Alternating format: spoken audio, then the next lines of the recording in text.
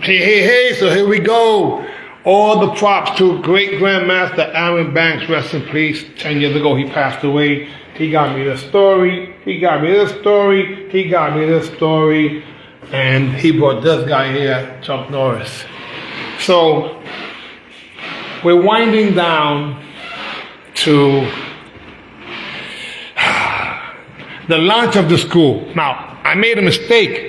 Joshua! Yes, sir! I made a mistake. What was the mistake? The mistake was that I thought that next weekend, Joshua, I thought next weekend was Labor Weekend. Labor Day. Labor Day weekend. It's this weekend. So I made a mistake. The sign will be up next week. The uniforms will be coming in next week. And a few things were already done leading towards that, so I had to expedite it. But I want to share this information with you guys because it's a mixed bag of emotions. Why? It's been 30 years next year. 1993 is when I got the lease. But I didn't start the class until 1994. So some people would say that's 30 years, but in reality, no, 30 years would have been next year, or will be next year. A long time ago. Joshua, come over here, sir. Yes, sir. You and I are wearing a Charter Club shirt. We have about 10 of these, different sizes, and actually a few in different colors.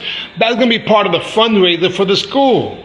So we'll take some photos with this and we'll post them up on here. Again, tomorrow there's a birthday party here for Seafood Doug, who's going to be 15. Yeah, that's 7 and 8. 7 and 8 is 15. So it gives you a little idea how you can set up a little birthday party here too. The school, it's not, again, 100% ready to go, but it's close enough, for what would be classes and things that could be done. Anyhow, so I want to talk about a few things. A few of you guys gave me some feedback of the information that I shared just the other day. And I'm sorry. I will say this loud and clear one more time. I am not humble. I am honest. And honestly, I know I can get better, and so can you. This is all about improvement. Great Grandmaster Aaron Banks, what's the story that you have with him, sir? Do you remember what was the first time you saw him, and what did you think? I never thought I would meet him. I met him when I was in Regal School the very first time. And it was just an amazing experience is what I can say. I didn't know he would come out to the East Coast the way he does. Yeah, but what you didn't realize is that he was born in Manhattan like me. Oh, no, I didn't know that. And raised in the Bronx. Well, I didn't get raised because I'm still a baby, but, Yeah, so Banks and I were both born in the Mount Sinai Hospital. I was born in the hip-hop era. He was born in the bebop era. He started training in martial arts in 1959. His first style was Shotokan by Sensei John Slocum.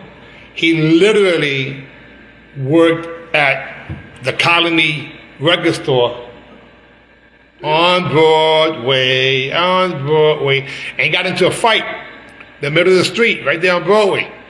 And he said that he didn't think he won, or he didn't like the outcome being where it seemed like a tie, but he didn't take the guy out. So he started training martial arts, and once he did that, he realized that he was in love. Now, you know how he had that deep voice, great Grandmaster Aaron Banks had that deep voice, and he said, this should be seen by the world.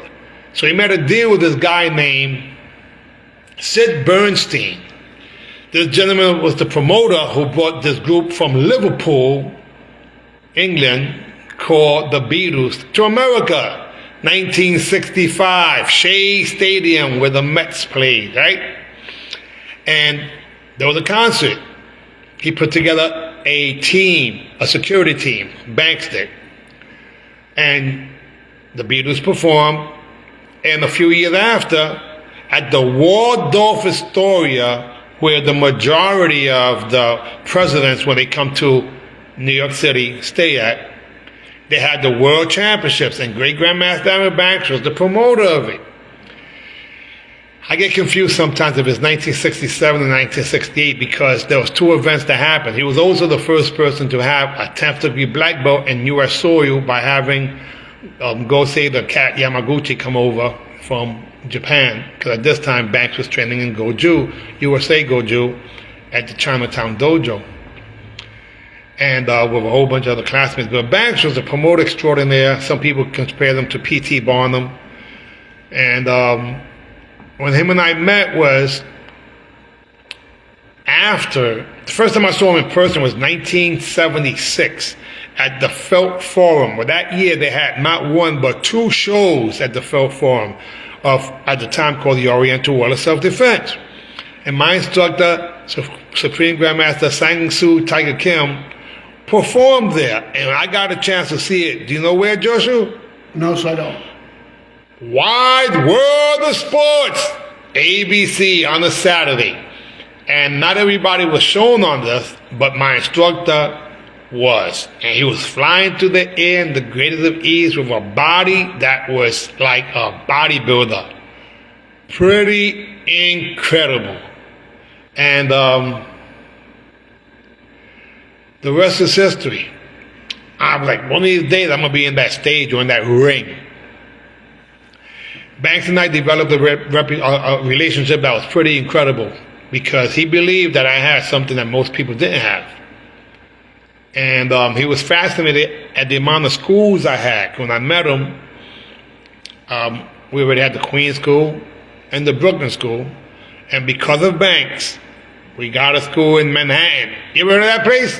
1717 Broadway. In Manhattan. Yeah, that became headquarters. I got the lease in 1993, but in 94 is when we officially started the classes. Now, I'm going to have to confess something that was pretty crazy. I'm 27 years young during that time, and I give him a check for $12,000. But it had a problem. All I had was $4,000 in the bank, but it was a Friday, and for those of you who remember, there was no weekend banking. So the money, since it was after 5 o'clock, at 7:30 is when I gave Mr. Mel Robbins the heir to all of the Robbins stores, who was at the time 71. The rent was $4,000. I had to pay 3 months up front. Well, it was only $4,000 because Banks allowed him to punch him in the arm. And I got a discount. As crazy as it sounds, we negotiated a deal. Now, I make a phone call to the Bronx. Listen, we need $8,000 by Tuesday, meaning we got to get it Monday. In other words, I gave them the check. They won't deposit until Monday, so it won't bounce until Tuesday. Technically, that's a federal offense, but I didn't know that at the time. You're not supposed to float checks, but everybody did it. So what did I do? I hooked people up. Hooked them up. He said, sir, how are we going to get the money? We're going to hook people up. And we ended up getting $12,000. And it's crazy when I think about it. How comfortable would you feel today writing a check for $12,000, knowing all you have is $4,000, and you have basically 72 hours, 72 hours to get the money in there?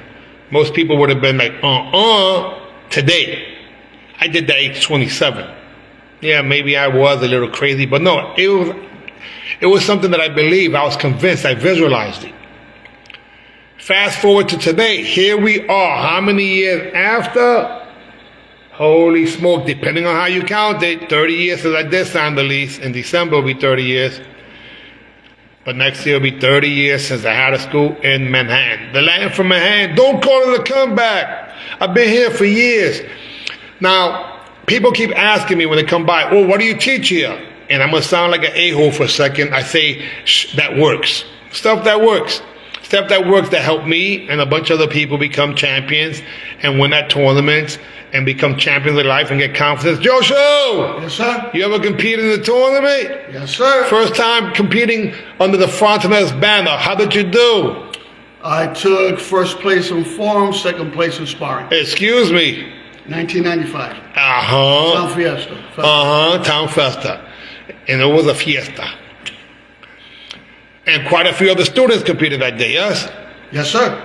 And the hardest competition was the other boroughs. Not the other schools, the other boroughs.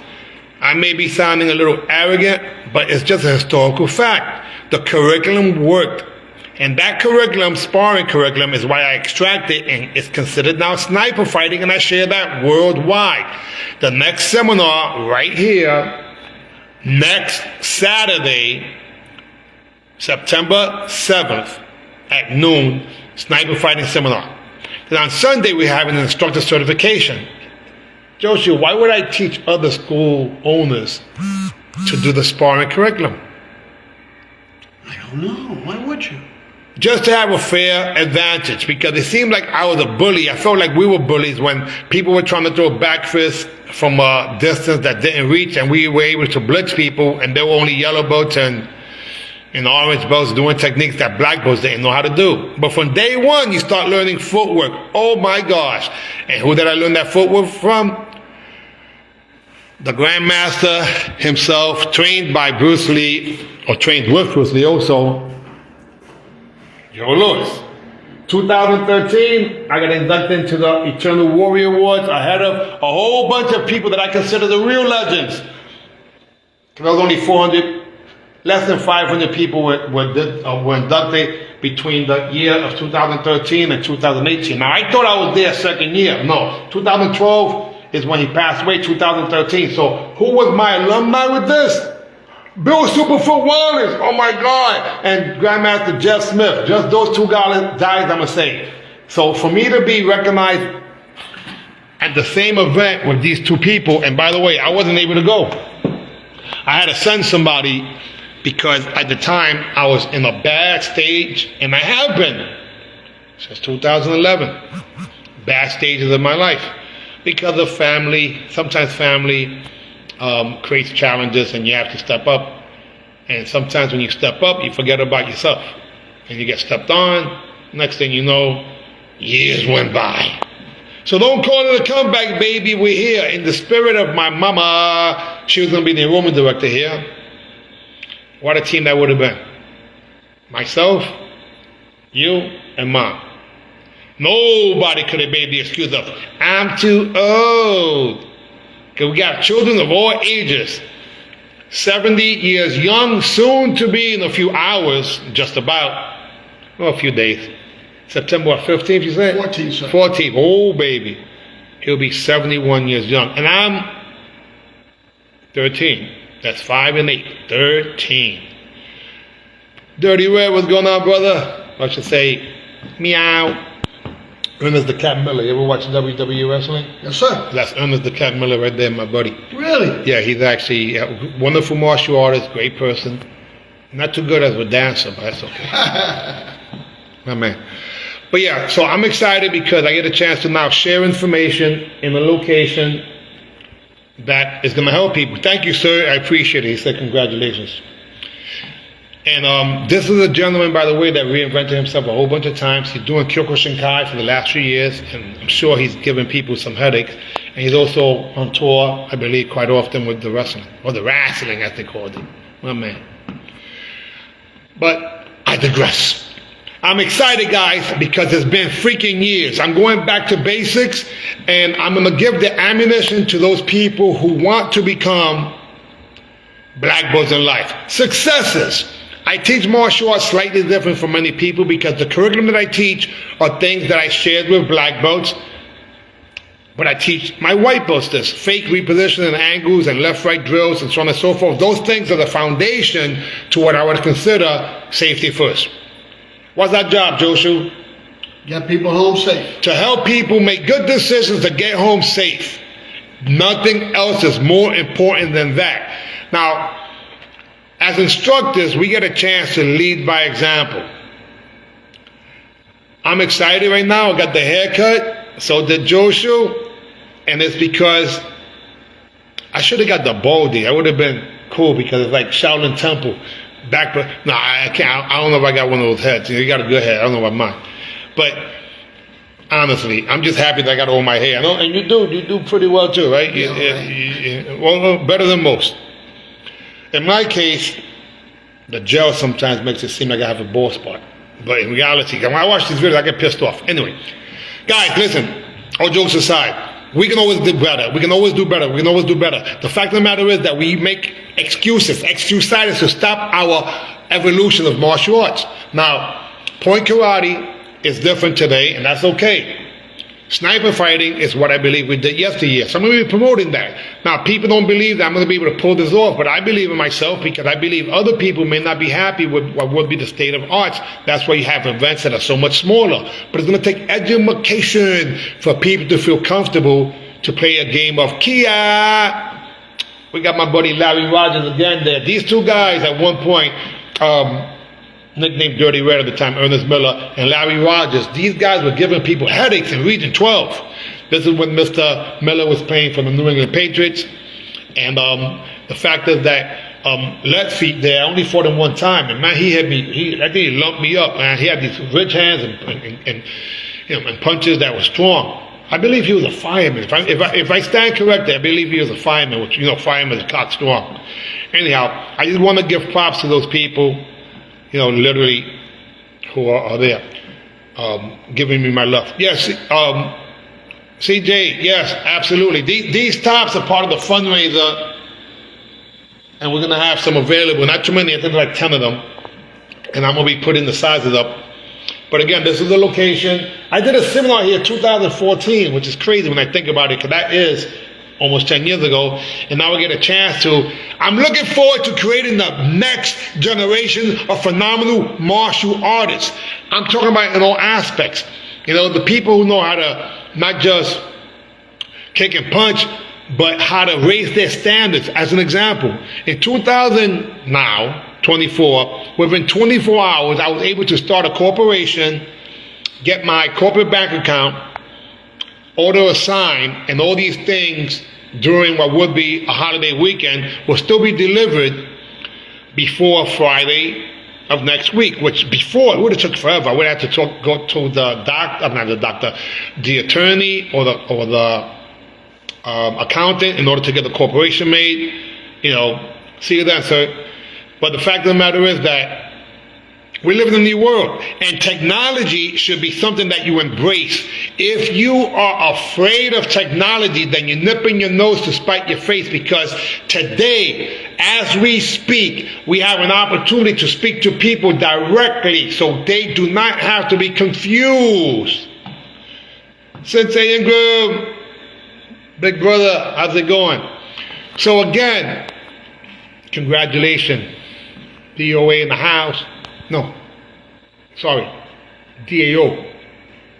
I'm not that smart sometimes. I blocked in my head. Billy hit me pretty hard.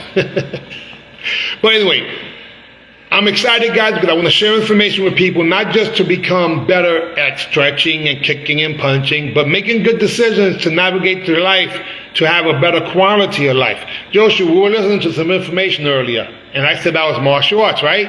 Yes, sir. And all I have to say is that the Anunnaki were here, and Emu-Tabbage, outdate most books. And that's the type of information that I like to share in addition to, because to me, this is all about personal growth. I want to get better than me. Great Grandmaster Aaron Banks pushed me so many different ways. No, I was not his student in terms of martial arts, but I was his student in terms of life skills and standards. He had 19,500 people in Madison Square Garden in 1974. He negotiated a deal with Madison Square Garden and Roone Arledge. You ever heard of Roone Arledge? No, sir. Executive producer of sports for ABC. And the executive producer of Wild World of Sports, where the Oriental World of Self-Defense, today we probably call it the Asian World of Self-Defense. We didn't know Oriental was a derogatory statement, by the way. So years after we changed it, him and I. And he cut a deal where he was partners with both of them, but they weren't partners with each other. So many people for the first time had a chance to see martial arts at its finest at Madison Square Garden, Nassau Coliseum, the Brendan Byrne Arena, now known as the Meadowlands, and all these other places nationwide initially, and even at the Royal Albert Hall in England for the Queen. They performed. I believe Master Tom Purdy was the one in charge of that, because Banks was afraid of flying. What? Yeah, everybody has that little thing that they might be afraid of, and Banks was afraid of flying of all things. Okay, how you doing, sir? Hopefully everything's doing well. Virginia, Maryland, I get confused. I just know it's Region 10. Stephen Torres, is that you? Wait a second, is that officer? We had a student that joined the school, one of the many students that joined before the age of 5, I believe. She was 4, and she looked just like a Cabbage Patch doll. So her nickname was Cabbage Patch, and Cabbage Patch became a black belt, and I believe she works in the government now. Or I should say, she does accounting, and one of the clients might be the government. I might be wrong, and that's her father, I believe, who was also a student, and one of the many officers that we had at the school. Unless I'm wrong. That could be another guy that's a martial artist that I know too. It's not a Steve Torres, but the letter J there makes me think that possibly it would be this guy. Anyhow, so yeah, this is the location again. Now, the reason why there's a table set up is not because we're doing the grand opening, it's because Seafood Doug has a birthday tomorrow. Seafood Doug happens to be a world champion stick fighter, and also my Seafood or guru or Tuhan when it comes to stick fighting. Yeah, we added that to the repertoire, baby. Why not? I've always loved it since I saw Bruce Lee play the timbales on somebody's head over there. Thank you, sir. Over at, I should say, in the movie Enter the Dragon. Plus the nunchucks too. So, what differentiates what I consider a professional martial arts school, a mech dojo, and just a dojo? A dojo to me many times means a person's teaching part-times at a YMCA, PAO, community center, what have you. And there's nothing wrong with that. They usually have a full-time job and they teach part-time, and on the weekends they might be bouncers. That was the business model with a lot of people for years. A McDojo is a place that just wants people to stay there, and they just keep giving away belts and they do all types of stuff. But they look like and mimic what would be a professional martial arts school. So what would happen if you had a curriculum that really worked and was, proven to be effective, and you only had 10 students? But how about if you had 100 students or 200 students and you had the same quality with the quantity? That's a professional martial arts school, and that means that the leadership there must not rest on their laurels, and they must lead by example. And then we don't mean the kicking and punching aspects, we mean in all what would be abilities or skills to become a better educator / leader. And that's really what comes. Oh, look at Mickey Fins, this guy here is one of the best MCs. It was getting millions of views. My man, hip hop and you don't stop. Yes, I'm still the same guy. Fast Feet Rock Steady Crew. Boogie Down Bronx here in the East Village at the new dojo that was launched shortly. And I'm excited about it. One of what would have been 7 locations, actually 8 locations I've had in the Bronx throughout the years. But this time, I'm here to stay. So, and we will be having dancing, since the floor is wooden and the mirror is there. This is also looks like a dance studio. So we will be having some locking, popping, boogie, and breaking classes on a consistent basis, but not in the schedule as of yet. There are some gaps in between that we are leaving free for that. Because, hey, breaking went to the Olympics, and why not? So again, I did a video the other day that was pretty controversial. For those people who like to use the word controversial, to me, I just keep it real, and I can't help it. What I said was that the majority of the martial arts students today that I've seen suck. And it's because their instructors have been sucked out of life. These guys have been beat up. They want to teach you better, but they're having a problem making ends meet. Reason being, you are the last person, Mr. Instructor, who's allowed to have a Christmas gift during Christmas. This is when people take their time off and they don't pay for the lessons and then maybe never come back. In the meantime, here you are holding the bag with good intentions to try to make them into black belts, and they disappear. They start doing ninja. So I'm not blaming what would be students or the instructors. I'm just saying the environment today is different. When we qualify people to become students, Otherwise, they may not fit the mindset of what we want. We want people who believe in values, attitude, basic, control, discipline, etc., all the way to Z. Z, zenith. P, perseverance. All those values that we teach on a consistent basis are part of our Black Belt in Life curriculum. And what I found out that was interesting, Joshua, was that Great Grandmaster Aaron Banks, when he was in the room, if you notice, he knew how to work a room. Did not matter the age of the person, they all felt special because he really gave them the eye-to-eye contact and the respect and love that people, all people, that's why I say us one, that all people deserve it. Robert Carriles, CNC Music Factory, my man, God bless. So we got these legends over here, whether it's music producers and MCs and singers and martial artists. Because I'm blessed, guys, and so are you. We're still alive. We are still alive. So how blessed are we? So my question to you, what would you attempt if you knew it was impossible to fail? Again, what would you attempt if you knew it was impossible to fail? Because I challenge you to get better than you, so you can mind your business, so you get better than you.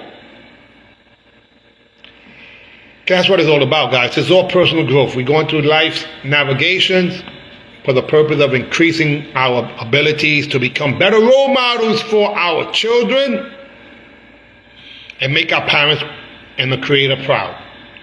What else do we, everything else is what we do. How we do it. But why we do it? When someone joins our martial arts school and asks the students, why are you here? They go, to learn how to kick, self-defense. I go, those are all benefits. You're here because your parents love you. What?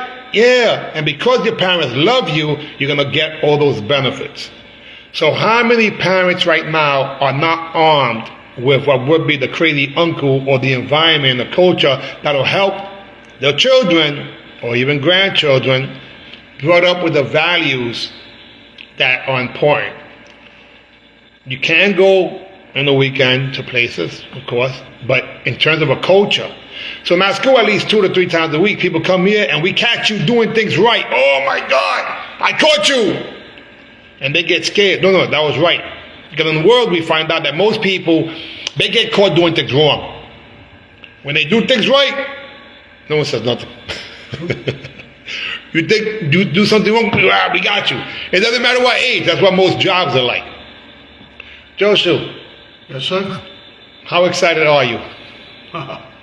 I wish I could start right now, sir. I'm super excited. Can't wait. And we have, because this is all part of this. This is martial arts. Joshua happens to be a brown belt,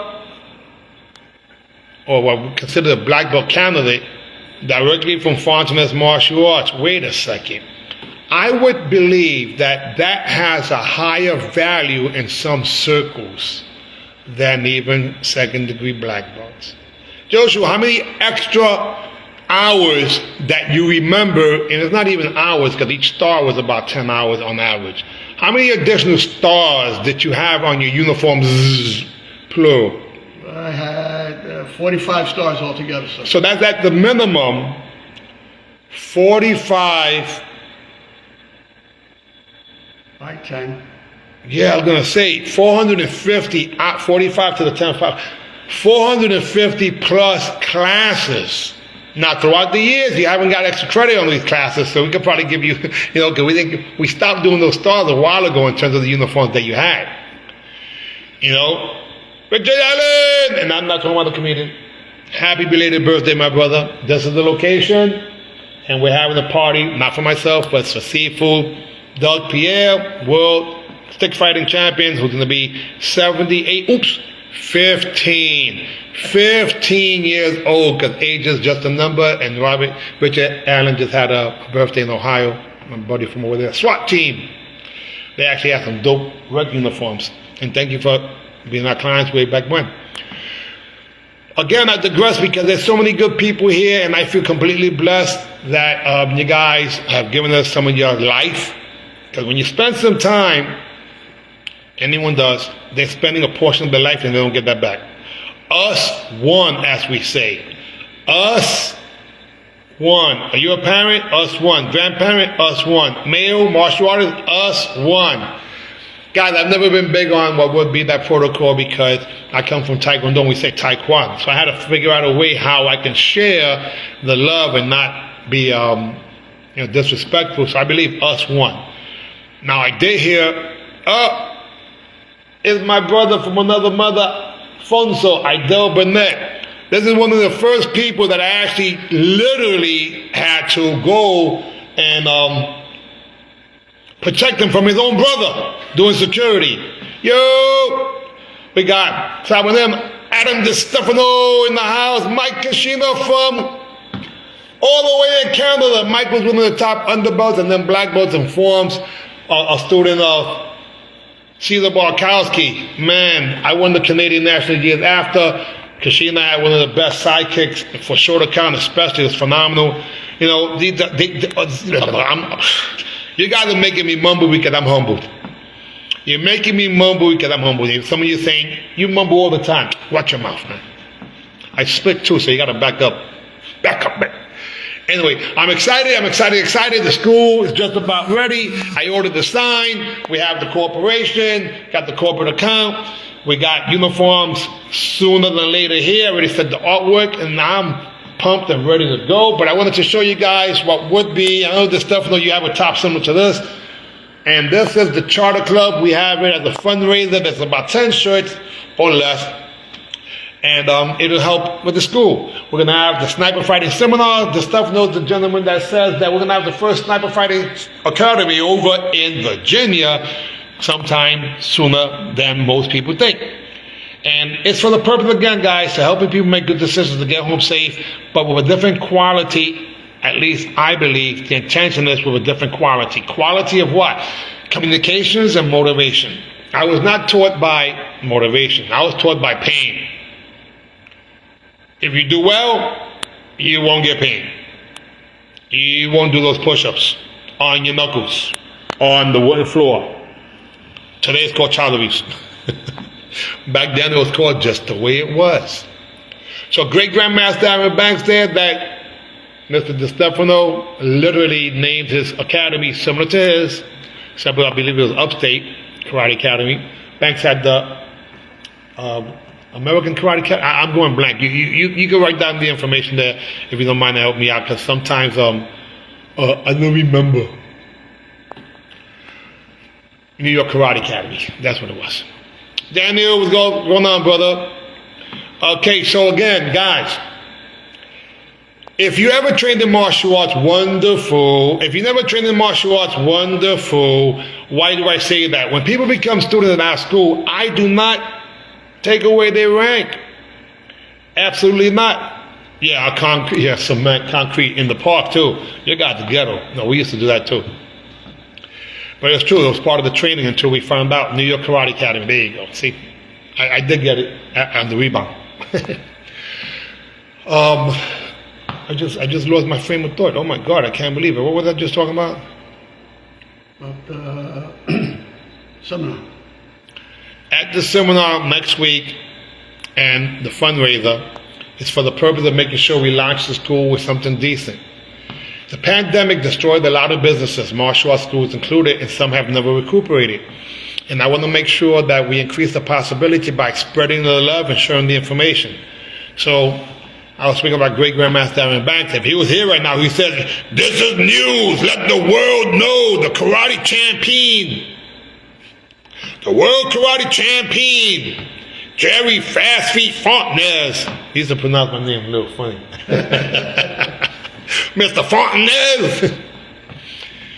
He said to me one time, I'm going to say this, in your left pinky, you have more talent than all these guys combined, and you don't care.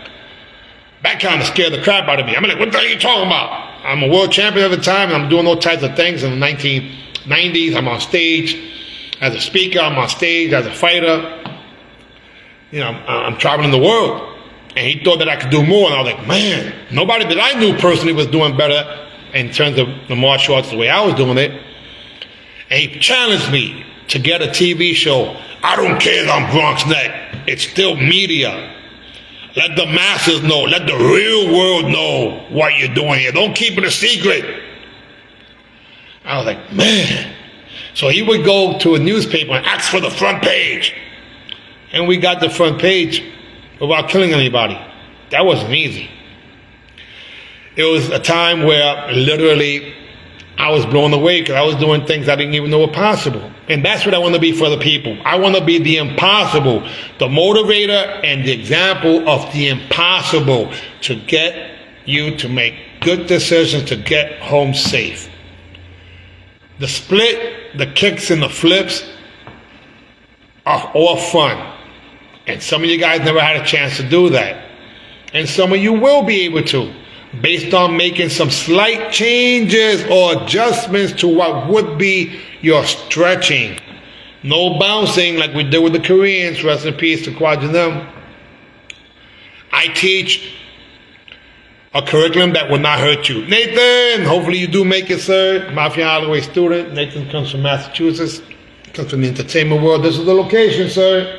It is next week. Hopefully you can make it. If not, there's a virtual version of it that could be also accessed. So again, I'm excited. It's a countdown. Literally things are getting tight here. Like my heart it's been hard to sleep.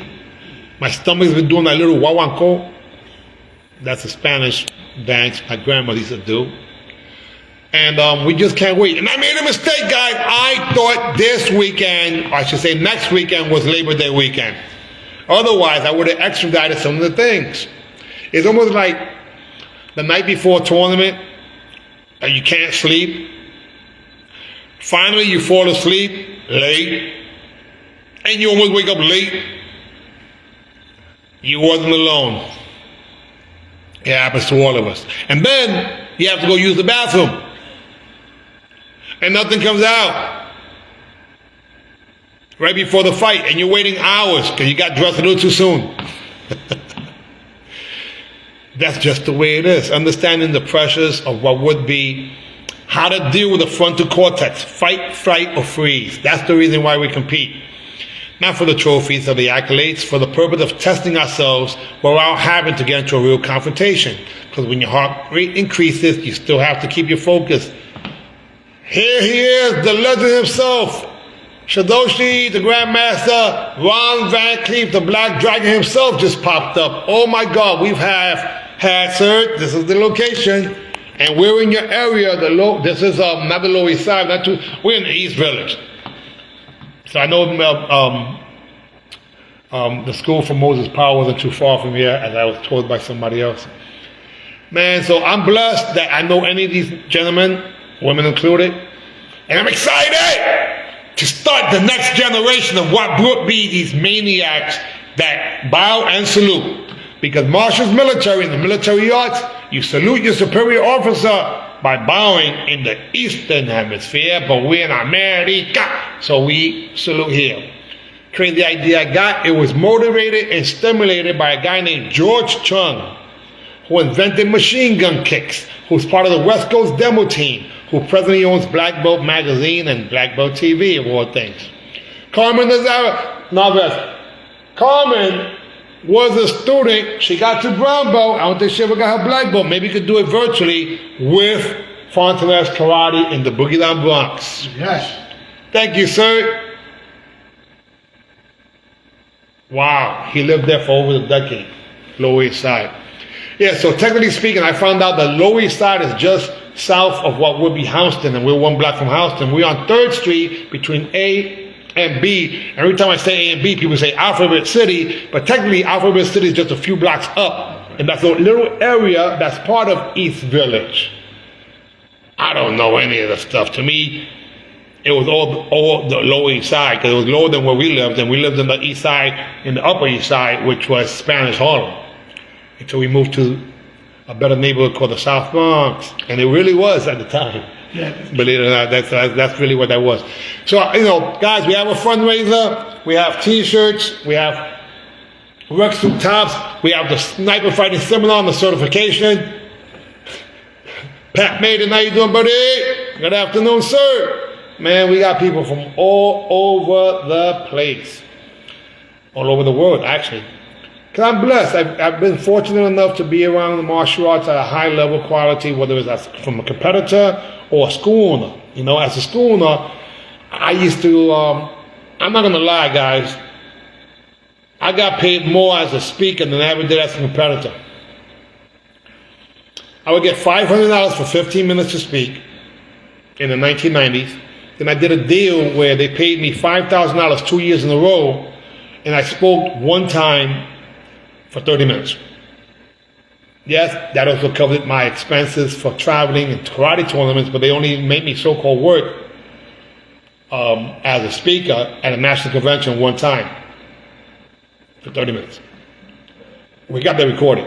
So technically I got paid more money as an educator than I was as a performer. And I learned from that. Think about it. The greatest minds got paid for that. Not their physical attributes, but their mental capacities and the ability to disseminate information for people to use and utilize. To get home safe with some people, for those of you who are martial arts instructors.